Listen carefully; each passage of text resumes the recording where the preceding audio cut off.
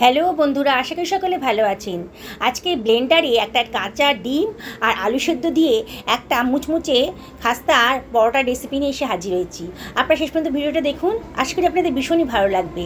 ভীষণই মুচমুচে নতুন স্বাদের একটা পরোটা, আর বানানোটা একেবারেই সোজা। একবার যদি খান না, বারে বারে এই পরোটা বানিয়ে খাবেন আপনারা। ব্লেন্ডারে আমি প্রথমে একটা কাঁচা ডিম ফাটিয়ে দিচ্ছি। আপনারা তো অবাক হয়ে যাচ্ছেন, ব্লেন্ডারে কাঁচা ডিম আজ কী তৈরি হতে চলেছে। আপনারা শেষ পর্যন্ত ভিডিওটা দেখুন, অসাধারণ টেস্টি একটা রেসিপি আজকে তৈরি হয়ে যাচ্ছে। আমি দুখানা সেদ্ধ আলু নিয়ে নিয়েছি, আলুগুলোকে টুকরো টুকরো করে নিয়েছি, নিয়ে আমি ব্লেন্ডারের ভেতর দিয়ে দিলাম। এবার কাঁচা ডিমের সাথে আলুটাকে আমি ব্লেন্ড করে নেব। দেখুন কত সুন্দর একটা স্মুথ পেস্ট তৈরি হয়ে গেছে, একেবারে মাখনের মতো দেখতে লাগছে না। এটাকে এবার সরিয়ে রাখবো। আমি দুখানা মাঝারি সাইজের পেঁয়াজ নিয়ে নিয়েছি, পেঁয়াজের খোসাটাকে কেটে বাদ দিয়ে দিয়েছি। এবার পেঁয়াজটাকে আমি কুচি কুচি করে কেটে নিচ্ছি। খুব বেশি বড়ও করব না, খুব বেশি ছোটও হবে না, এই মাঝারি টাইপের কুচি কুচি করে পেঁয়াজটাকে আমি কেটে নিচ্ছি। আমি যে পরিমাণ রেসিপি বানাবো তাতে আমার দুখানা পেঁয়াজেরই প্রয়োজন হবে। আপনারা পেঁয়াজের পরিমাণটা কম বেশি করে নেবেন, কীরকম কতটা বানাবেন সেই অনুযায়ী পেঁয়াজটা নিয়ে নেবেন।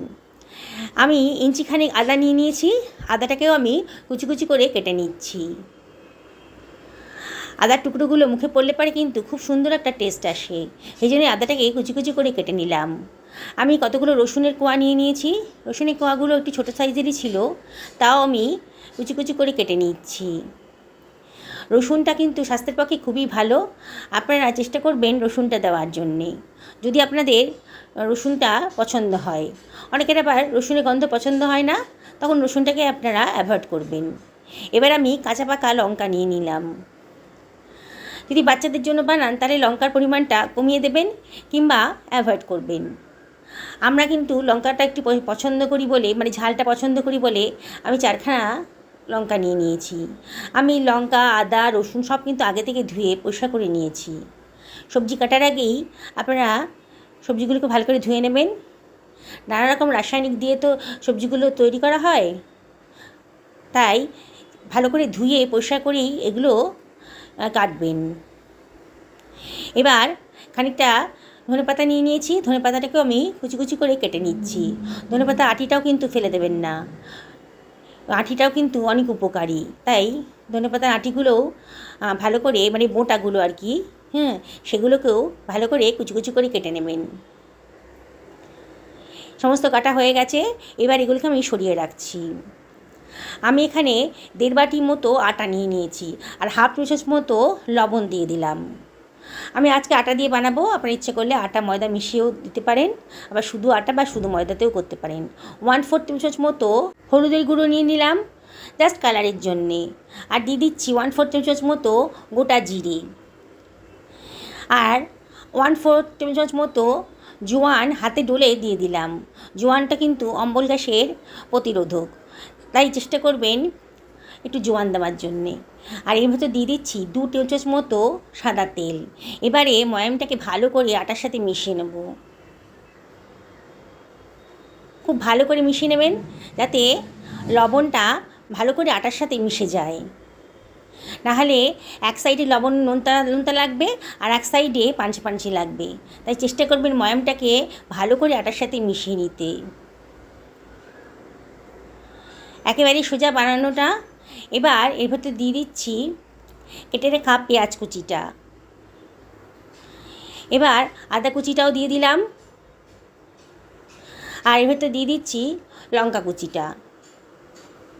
লঙ্কার দানাগুলো যদি ফেলে দেন তাহলে কিন্তু লঙ্কা আর ঝাল হবে না, তাই লঙ্কার দানাগুলো ফেলে দিয়েই লঙ্কার কুচিগুলো নিয়ে নেবেন। এবার রসুনের কুচিগুলোও দিয়ে দিলাম, আর দিয়ে দিচ্ছি ধনেপাতা কুচিগুলো। ধনেপাতাটা ফ্রিজে ছিল তো একটু হলদে হলদে হয়ে গেছে। এবার সব কিছু ভালো করে মিশিয়ে নিচ্ছি, কিছু ভালো করে মিশিয়ে নিতে হবে। এবারে আমি দিয়ে দিচ্ছি আলু আর ডিমের পেস্টটা, পুরোটা দিয়ে দিলাম। হাত দিয়ে মিক্সার গ্রাইন্ডার থেকে বার করে নিলাম। ব্লেন্ডার থেকে বার করার সময় খুব সাবধানে করবেন যাতে ব্লেডে হাতটা না কেটে যায়। সমস্ত পেস্টটা আমি ব্লেন্ডার থেকে আটার মধ্যে দিয়ে দিলাম। আবারও সব কিছু ভালো করে মিশিয়ে নিচ্ছি। আগে জল দেব না, আগে দেখতে হবে জলের প্রয়োজন আদৌ আছে কি না। যদি প্রয়োজন হয় তাহলে অল্প অল্প করে জল দেব। আগে পেস্টটার সাথে আটাটাকে ভালো করে মিশিয়ে নিচ্ছি। এবার গ্রাইন্ডারের ভেতর একটু জল দিয়ে দিয়েছিলাম, ওই জলটাকে অল্প অল্প করে দিয়ে আমি আটাটাকে মেখে নেব। এই আটাটা মানে আটার ডোটা আর কি খুব বেশি নরমও হবে না আর খুব বেশি শক্তও হবে না, আমরা নর্মাল যেরকম রুটি খাই সেরকমই হবে।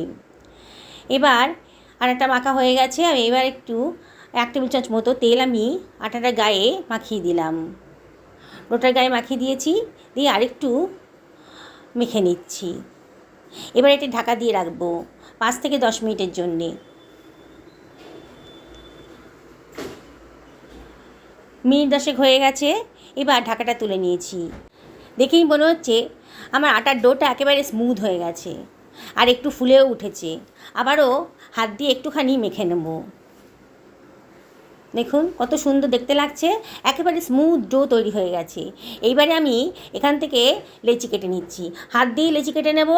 আমরা নর্মাল যে রুটি খাই তার থেকে একটু বড় সাইজের লেচি আমি কাটছি। এই ধরনের পরোটাতে লেচিগুলো একটু বড়ই হয়, তাহলে কিন্তু খেতে ভালো লাগবে। এবার একটা লেচি নিয়ে আটার মধ্যে কোট করে দিয়ে এটাকে গোল পাকিয়ে আমি বেলে নেব।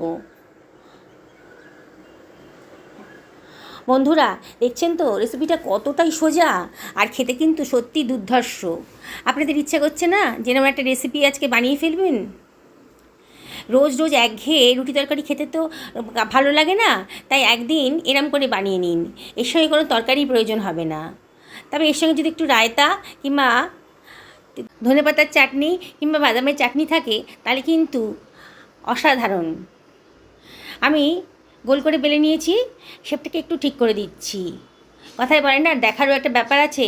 সুন্দর দেখতে হলে পরে কিন্তু খেতেও ভালো লাগবে, মানে খেতে রুচি আসবে। একটা তাওয়া গরম করে নিয়েছি, তাওয়াটা বেশ গরম হয়ে গেছে। এইবার আমি একটা পরোটা এর ভেতর দিয়ে দেব। পরোটাটা ওপর থেকে যখন একটু শুকিয়ে শুকিয়ে আসবে তাহলে বোঝা যাবে যে নিচটাও হয়ে এসছে, তখনই এটাকে উল্টে দিতে হবে।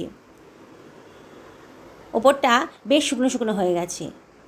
এইবার আমি এটাকে উল্টে দেব। শুকনো খোলায় মানে তেল ছাড়া এটাকে যদি ভালো করে ভেজে নেন তাহলে কিন্তু অল্প তেলেই এটা ভাজা হয়ে যাবে, খুব বেশি তেলের প্রয়োজন হবে না ভাজতে গেলে। আর আপনারা যদি মনে করেন এটা অয়েল ফ্রি খাবেন তাহলে এটাকে ডাইরেক্ট ওভেনের উপর দিয়েও মানে গ্যাস ওভেনের উপর দিয়েও এটাকে সেঁকে নিতে পারেন, তাহলেও কিন্তু খেতে খুব সুন্দর লাগবে। তবে আজকে আমি এটাকে সামান্য একটু তেল দিয়েই পরোটা করে ভেজে নেব। দেখুন আমি 1/2 টেবিল চামচেরও কম তেল ওপর থেকে ছড়িয়ে দিলাম। পরোটার সঙ্গে ভালো করে তেলটা মাখিয়ে দিয়ে এটাকে আমি খুন্তি দিয়ে উল্টে পাল্টে দেবো। আবারও অপর পিঠেও 1/2 টেবিল চামচ মতো অয়েল দিয়ে দিচ্ছি। অয়েলটা ভালো করে পরোটাটার গায়ে মাখিয়ে নিচ্ছি। মানে একটা পরোটা ভাজতে আমার 1 টেবিল চামচ মতো তেল লেগেছে। খুব অল্প তেলেই আমি এটা ভেজে নেবো।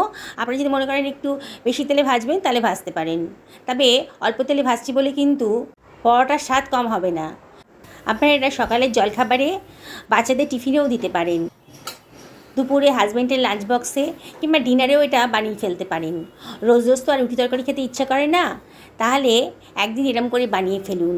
এর সঙ্গে তরকারি কোনো প্রয়োজন হবে না, শুধু শুধুই খাওয়া যাবে। দেখুন আমার পরোটাগুলো কিন্তু সবকটা ভাজা হয়ে গেছে, দেখেই কত ভালো লাগছে। বেশ মচমচে হয়েছে পরোটাগুলো। আমি একটা ছিঁড়ে দেখাচ্ছি আপনাদেরকে। আমি এটা সঙ্গে খাওয়ার জন্যে একটু দইয়ের রায়তা বানিয়ে নিয়েছি। দেখুন এটা দিয়ে আজকে আমি ডিনারটা সেরে নেব। আমি এটা কি বন্ধুরা বানাতে ইচ্ছে করছে নাকি অসাধারণ টেস্টি রেসিপিটা? ফ্রিজে নিশ্চয়ই একখানা ডিম পাওয়া যাবে, একটু আলু সেদ্ধ করে বানিয়ে ফেলুন না এই রেসিপিটা। সকালে ভালো থাকুন।